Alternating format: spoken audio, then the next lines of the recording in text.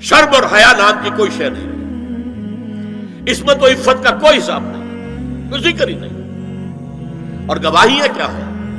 President Clinton نے کہا تھا 2 سال پہلے یا 3 سال پہلے، وہ جو ان کی اینول سپیچ ہوتی ہے، state of the union address, اس نے کہا تھا ان قریب ہماری قوم کی اکثریت حرام زادوں پر مشتمل ہوگی۔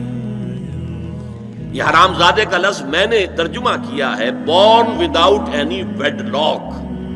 ایک تو ہوتا ہے ایک مرد اور عورت کی شادی ہوئی ہے، نکاح ہوا ہے، پھیرے پڑے، کچھ بھی ہوا ہے، لیکن اعلانیہ طور پر وہ اب شوہر اور بیوی کی حیثیت سے ہے، تو ان کی اولاد ہو رہی ہے، جائز اولاد ہے۔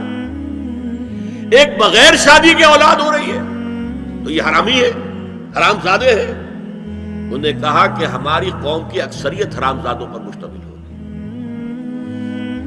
ہومو سیکسولیٹی، لیسبینز، گیز، اور بالکل ڈکلیئر کرتے ہیں، پادری ڈکلیئر کرتا میں گے ہوں، سینیٹر ڈکلیئر کرتا میں گے ہوں، انہیں کوئی شرم ہی نہیں، اس کے اندر کوئی حجاب نہیں، اعتراف کرنے کے اندر کہیں بھی کسی طرح کی رکاوٹ نہیں، ہچکچاہٹ ہی نہیں۔ یہ جس کو کہا جائے گا پرمیسو ہیڈونزم، جنسی لذت ہر طریقے سے حاصل کی جا سکتی ہے۔ زنا بالرضا ہو تو کوئی جرم ہے ہی نہیں، ہاں زنا بالجبر ہو تو جرم ہے، بالرضا ہو کوئی جرم نہیں، جرم ہے ہی نہیں سرے سے۔ ساری اخلاقی اقدار کو اس طریقے سے انہوں نے ملیا میٹ کر دیا ہے۔ البتہ ابھی یہ تیسرا معاملہ کچھ عالم اسلام کی حد تک ابھی پورا ان کا پروگرام مکمل نہیں ہو سکا۔ ہمارے ہاں ابھی کچھ خاندانی نظام کی بنیادیں باقی ہیں، کچھ والدین کا ادب ہے، ان کی عزت ہے، ان کی خدمت کو انسان اپنے لیے سعادت سمجھتا ہے، بیوی اور شوہر کے درمیان محبت، الفت، باہمی اعتماد کی کچھ فضا ہے، خاندانی نظام ہے۔ اگرچہ تیزی سے بگڑ رہا ہے نظام ہمارا، اور ہمارا ایلیٹ طبقہ اوپر کا جو ہے وہ مغرب کے طرز پر جا چکا ہے، لیکن ہماری مڈل کلاسز میں، لوور کلاسز کے اندر ابھی کچھ اقدار ہیں شرم کی، حیا کی، عصمت کی، عفت کی۔ آپ پورا زوردار طریقے پر مہم چلا رہے ہیں کہ مسلمان ممالک سے بھی یہ ساری اقدار ختم کر دی جائے۔ چنانچہ نوٹ کیجئے، قرآن مجید میں 2 جگہ پر اللہ تعالیٰ نے اہل مکہ کو وارن کیا تھا۔ اولم یروا انا ناتی الارض ننقصها من اطرافها، کیا یہ قریش دیکھ نہیں رہے کہ ہم رفتہ رفتہ ان کی طرف بڑھ رہے ہیں، چاروں طرف سے ان کے گرد ہمارا گھیرا تنگ ہوتا جا رہا ہے، ان کے گرد جو قبائل آباد ہیں وہ ہمارے حلیف بنتے جا رہے ہیں۔ یہ سورہ رات کی آیت ہے، اور اسی طرح سورہ انبیاء میں ہے، افلا یرون انا ناتی الارض ننقصها من اطرافها۔ تو اسلام گھیرا تنگ کر رہا تھا رفتہ رفتہ کفار مکہ کے گرد۔ آج یہ برعکس ہے کہ یہ مغرب اور امریکہ کی عظیم قوت کو استعمال کرتے ہوئے، سول سپریم پاور آن ارتھ، آج یہ ہمارے گرد گھیرا تنگ کرتے چلے آ رہے ہیں کہ ہمارا معاشرتی نظام بھی تلپٹ ہو جائے، درہم برہم ہو جائے، ہماری اقدار بھی ختم ہو جائیں، ہمارے ہاں بھی عورت اور مرد بالکل برابر ہونے کے مدعی ہو کر میدان میں آ جائیں، عورت مرد بن جائے، مرد عورت بن جائے، مردوں کی شادیاں ہو جائیں کہ ایک مرد شوہر اور ایک مرد بیوی، اور رجسٹر ہو جائے شادی، لیسبینز کی شادیاں ہو جائیں کہ ایک عورت شوہر، ایک عورت بیوی، اور رجسٹر ہو جائے شادی۔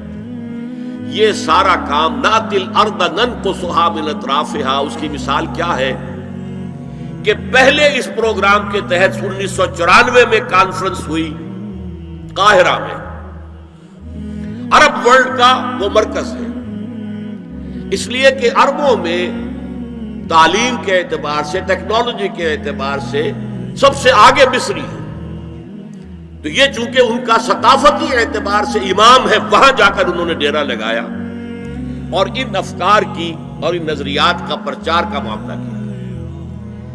دوسری 1 سال کے بعد کانفرنس کر دی بیجنگ میں، تاکہ ادھر سے اور ایک اور طرف سے گھیرا ڈالا جائے اور عالم اسلام کا جو یہ حصہ ہے ایشیا کا، اس کے اوپر اثر انداز ہوا جائے۔ اور اس کے بعد بیجنگ +5 کانفرنس ہوئی ہے اور یہ ہوئی ہے United Nations Assembly, United Nations Organisation کی جنرل اسمبلی کے تحت، اور یہ ہوئی ہے جون سن 2000۔ اب اس میں جو بھی ایک پرچہ تیار کیا گیا تھا ایجنڈے کے طور پر، اس میں جو سفارشات تھی وہ میں آپ کو بتا رہا ہوں۔ امپیکٹ ایک رسالہ نکلتا ہے لندن سے، اس سے میں نے یہ چیزیں لی تھی، اور انگریزی ہی میں ہم نے ایک دفعہ بڑی تعداد میں اس کو شائع کر کے تقسیم بھی کیا تھا، لیکن اس وقت میں صرف آپ کو یہ بتا رہا ہوں کیا فیصلے تھے، کیا کرنا ہے۔ نام اس کا کیا تھا کانفرنس کا؟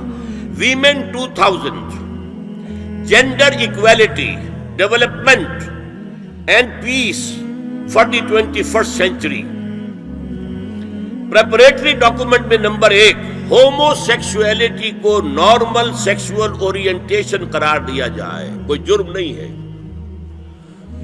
مرد مرد سے شہوت رانی کرے، عمل قوم لوط، یہ کوئی جرم نہیں، کوئی حرام نہیں، کوئی بری شے نہیں، نارمل اورینٹیشن ہے، یہ مزاج ہے۔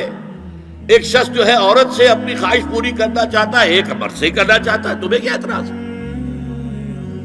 ہومو سیکسول میرجز کو تسلیم کیا جائے، جو اب تسلیم ہو رہا ہے۔ یورپ کی کئی ریاستوں میں رجسٹریشن شروع ہو چکی ہے، امریکہ کی، یورپ میں تو پہلے سے ہے، اسکینڈینیوین ملکوں میں پہلے سے موجود ہے۔ نمبر 3، عورتیں گھر کا کام کاج کرنے سے انکار کر دیں یا اس پر ویج طلب کریں، مزدوری دو ہمیں، محنت دو تب ہم کام کریں۔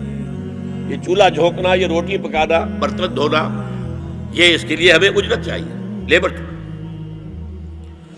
نمبر 4، عورتیں حمل اور وضع حمل کی جو تکلیف برداشت کریں اس پر بھی شوہر سے اجرت لیں۔ نمبر 5، اگر کسی وقت کسی عورت کی طبیعت آمادہ نہ ہو ہم بستری کے لیے اور شوہر مجبور کرے تو اسے میریٹل ریپ قرار دیا جائے، یہ زنا بالجبر ہوگا جس کی سزا دی گئی۔ شوہر اور بیوی کا معاملہ ہے، وہ بیوی کی طبیعت کسی وجہ سے آمادہ نہیں ہے اور شوہر انسسٹ کر رہا ہے تو یہ میریٹل ریپ، شادی شدہ ریپ، شادی شدہ لوگوں کے مابین زنا بالجبر شمار ہوگا۔ نمبر 6، پروسٹیٹیوشن کو ایک باعزت پیشہ مانا جائے اور ان کو پروسٹیٹیوٹس نہ کہا جائے بلکہ سیکس ورکرز، سیکسول ورکرز۔ جیسے مرد ہے وہ اپنی جسمانی قوت استعمال کر رہا ہے، وہ اب چلا رہا ہے، کسی چلا رہا ہے، یا وہ کہیں اینٹیں ڈھو رہا ہے، یا کوئی اور دماغی صحت استعمال کر رہا ہے، ڈاکٹر بیٹھا ہے اس نے لکھ رہا ہے، فیس لے رہا ہے، عورت بھی اپنے جسم کے ایک عضو کو استعمال کر رہی ہے تو وہ سیکسول ورکر ہے اور وہ پیشہ ہے اور وہ باعزت ہے، اس پر قتل کوئی قتل نہ ہو۔ 7، وراثت اور طلاق میں بالکل برابری، کوئی فرق نہیں۔ اب یہ خاص چیز تو معلوم ہوتا ہے کہ اسلام ہی کو ہدف بنا کر انہوں نے ایجنڈے میں شامل کیا۔ اس کا نام ہے سوشل انجینئرنگ، معاشرتی تعمیر نو۔ پرانی تعمیر، وہ جو مولانا روم نے کہا تھا کہ اگر کوئی پرانی عمارت ہے نئی بنانی ہے تو پہلے گرانی پڑے گی، اولا تعمیر را ویرا کنند، تو پہلی تعمیر گرائیں گے تو دوسری بنے گی۔ لہذا یہ سارا سٹرکچر جو ہے سوشل، یہ ختم کر کے یہ نئی سوشل انجینئرنگ ہے جو ہمیں کرنی ہے، اور اس کا سب سے بڑا ٹارگٹ عالم اسلام ہے۔